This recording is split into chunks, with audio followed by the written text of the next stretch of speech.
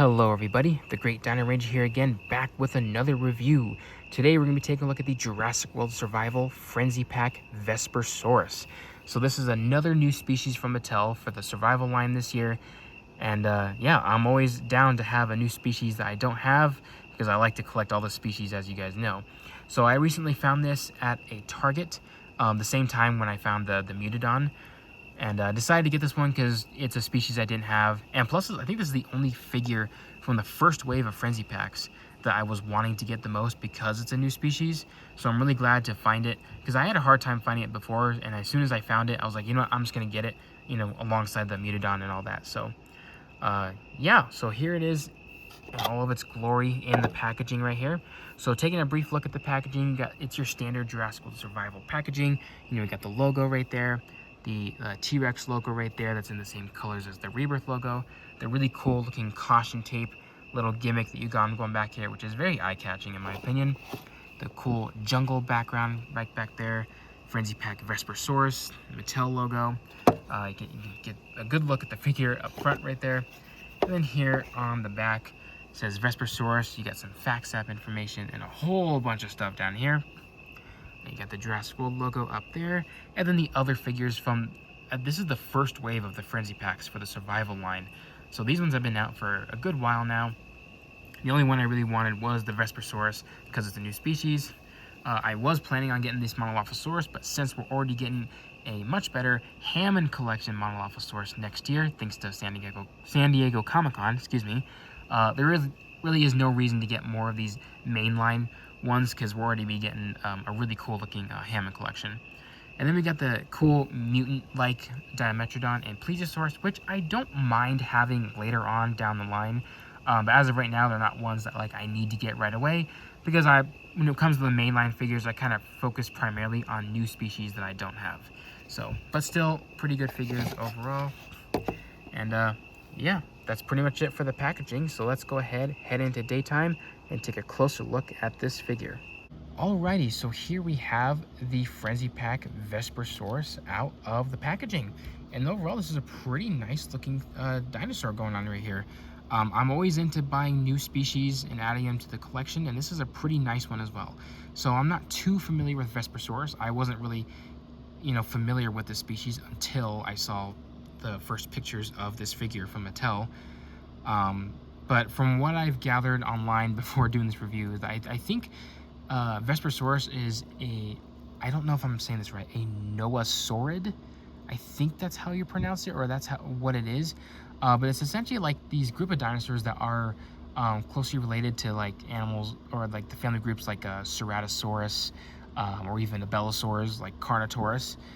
It's in that, I wouldn't say family group, but it is related to those kinds of dinosaurs. And actually, the only other dinosaur that's closely related to Vespersaurus is actually Machikosaurus, which I'm not sure if a lot of you are familiar with Machikosaurus. It's a dinosaur with a really cool, unique-looking lower jaw with these really gnarly-looking teeth that kind of hang down.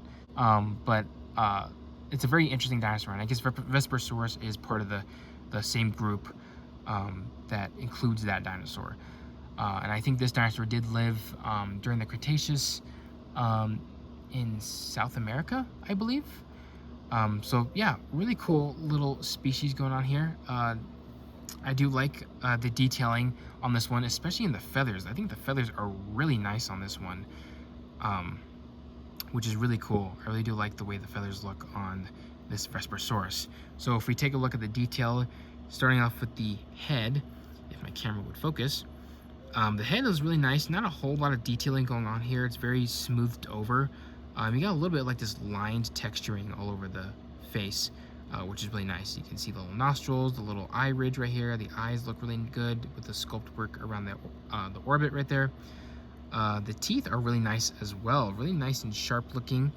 I mean, they're not super sharp, but they give off the illusion that they are very sharp looking, which is really nice. And even if you open up the mouth, the teeth on the lower jaw look really good as well. I like the tongue and the detailing on the roof of the mouth, if you guys can see it. And little jaw tendons right there on the side of the mouth, which looks really good. The lower jaw is again covered in some lined detail in the skin, and a little bit of some cool muscle work I guess is what you call it, like these little lines that you see kind of poking through the skin.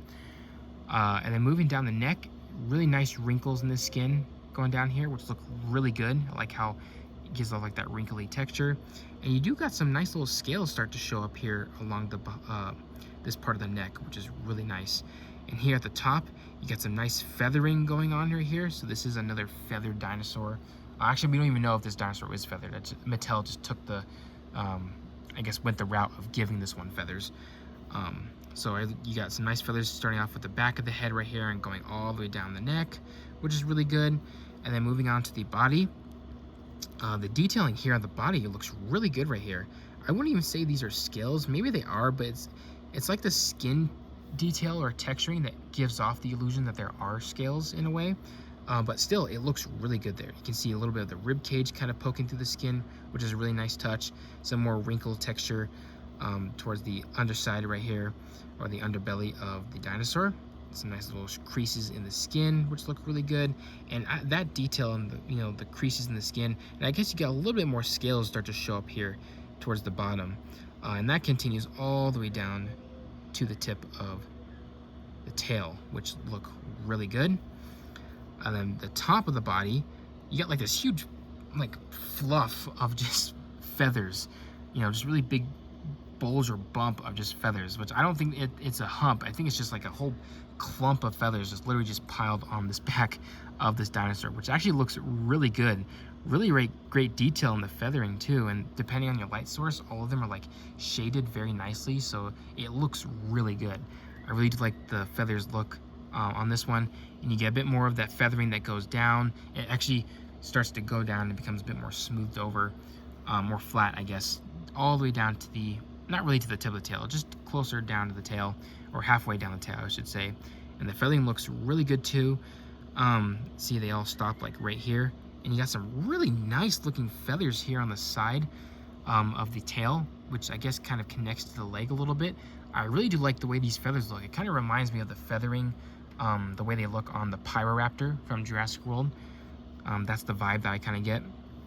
But the detailing though looks really great, and each detail on each individual feather looks really good as well. You can see the tiny little grooves on each feather, which looks really good.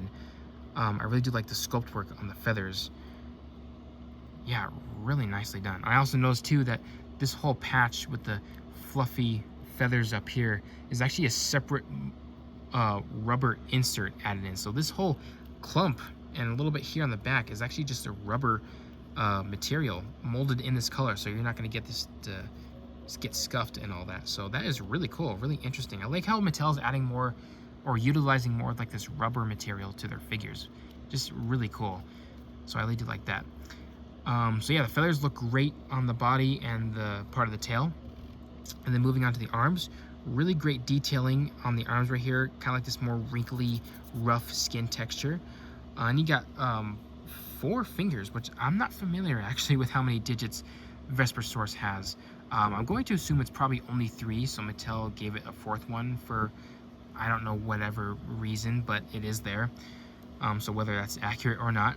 And I really like the way the claws look. The claws are like super sharp looking. I mean, they're not actually sharp. It's just the way they look. They're definitely very sharp because you can see where the little fingers end and where the claws start and end. So the claws are really big, really long on these little hands, which you do not want to get slapped in the face by this guy for sure.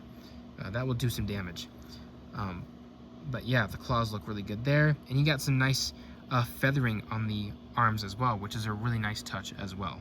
I like seeing feathers on dinosaur arms like that, and it's not isn't like a whole lot like wings or anything, but just a little bit here, which actually works pretty good for the way this dinosaur looks. So I really do like the feathering on there. And then the legs right here, nice muscle definition going down the legs. The first half is all like this nice hair looking feathers going down the leg right here, which looks really good, and it kind of ends right where the calf ends, and then transitions into skin, which the skin detailing is actually really nice. Again, it's like that scaly but lined, wrinkly texture on the skin, which looks really good. And that goes all the way down to the rest of the foot, and the foot themselves look really good. Nice detailing on the bottoms of the foot. You got the FactSap logo right there if you guys want that, and the little T-Rex logo. And then on the foot, you get the little dew claw that sticks out right there, which looks really good as well. And then the feet themselves on the top half look awesome as well. You know, great detailing here with the scoots from the toes going up the rest of the foot, or at least up to the ankle area. So yeah, the detailing all over this figure is just amazing. So it's really good here. Yeah, that's pretty much it in terms of the sculpt work. I really do like what we got going on here. I think my favorite part here is probably the way the feathers are applied. I just love how thick the feathers look, especially here on this part of the tail and this big clump here at the back. It just looks really good. I really do like the way that looks. Moving on to colors. Colors are really good as well. Very basic, but again, it works for these type of smaller dinosaur figures. So you got like for the top half of the head, it's like this bright red color, which is a different shade than what we get for the rest of the body, which makes the head stand out, by the way. Plus the yellow eye with the dark pupil, which is actually the same shade as this red, but it gives off like the illusion that it's a dark, you know, different colored pupil. So it looks really nice. And on the inside of the mouth, the teeth are molded in like this really light beige color. And on the inside, not really the roof of the mouth, unfortunately, but the little jaw tendons and the tongue is like this kind of this pale shade of like purple or some sort of fleshy color, but still looks really nice. And then for the entirety of the body, the lower half from the lower jaw all the way down to pretty much the tip of the tail is like this darker beige color, much darker than we got for the teeth, but it's really nice how it continues all the way down. And then for the top half is like this darker shade of red, compared to what we got for the front part of the head right here, which looks really nice. I like this little striping pattern here at this part of the neck where the red meets up with the beige. I'm not sure if that's supposed to represent like, oh, it's kind of like feathered down and has like that hair looking quality, or if these are actually like patterns that they meant to give it. But I don't know, but still, it looks really cool. I really do like the way it looks. It almost looks like tattoos in a way, but that looks really cool. I guess it's supposed to represent that the feathers are like this red color and the skin is more like this beige color, which is probably what I'm getting at. And that red continues down the back all the way, and actually it stops right here, even before the swivel at the tail starts. And then all of the whole arm and all of the legs are in that same dark red color as well. And of course, would have been nice to see some of this red color continue down the tail or the claws being painted and all that, but it's actually not too bad on this figure. So I really do like the way the colors look on this one. For articulation, the jaw can open and close just like that. Pretty typical. No joint here for the head, but you do got like a joint here for the neck, which doesn't swivel in any way, but it can go down about that far. So you can like eat some food or drink some water or something. You can make it look up pretty far, not a whole lot. I feel like this little rubber insert kind of prevents it from moving too far, I would say, if you kind of see right there. But still, you got some nice movement for the head right there. The arms can move forward 360, so just a simple swivel back and forth. And same with the legs, they can just move forward and backwards, though it's a bit more stiffer on mine for both legs. But you know, forwards and backwards, it gets the job done, so it looks really good. And then you got a swivel for the tail, which obviously, you know me, I don't really like using those tail swivels. And yeah, that's pretty much it for this Vespersaurus. It's got great detail. I like the colors on this one, and it's just another solid species, and I'm glad to have this one in my collection. First up, we're going to compare the Vespersaurus with a human, and here we got Dr. Henry Loomis. And I'm not too familiar with how big Vespersaurus is. It may have been a pretty small dinosaur, so if it is a really small dinosaur, then obviously this figure is just a little tad bit too big. I mean, we've been getting stuff like this from Mattel for a long time, where some smaller species are a bit enlarged just to fit this, you know, attack pack or frenzy pack size range of figures. But still, regardless, for being just a smaller species, it actually looks pretty good next to a human right here. And then last but not least, here we have the Vespersaurus compared with the only other dinosaur part of the same family group, and that is the Machikosaurus, which we got way back in 2021 for the Dino Escape toy line. And I was actually really happy to get the Machikosaurus when it was first revealed, because it was such a unique looking dinosaur. So to have one from Mattel was just like super cool, and I'm really glad that I have it. And now it's not alone, because it finally has another member of its family group, I guess you'd say, since these two are closely related. Which you can see the little interesting looking teeth that Mattel at least tried to incorporate on this Machikosaurus, because I don't even think Vespersaurus really had it, but they are very similar. I guess if you look at pictures of them, maybe not very similar in terms of these toys, but still really cool to see these two compared next to each other. Alrighty everyone, so that's about to wrap it up for this review. I hope you guys enjoyed it. For my final thoughts on this figure, I really do like it. It's a nice to have another new species added to the collection. It's got great detail. I really like the colors on this one, and I really love the feathering on this one as well. So if you're someone that likes to collect all the species, I recommend getting this one. I'm really glad I was able to find it because I couldn't find it for the longest time. So I'm really glad to have it. Yeah, it's pretty nice having it. So yeah, hope you guys enjoyed this review. Like, comment, subscribe, and I'll see you guys again for the next video.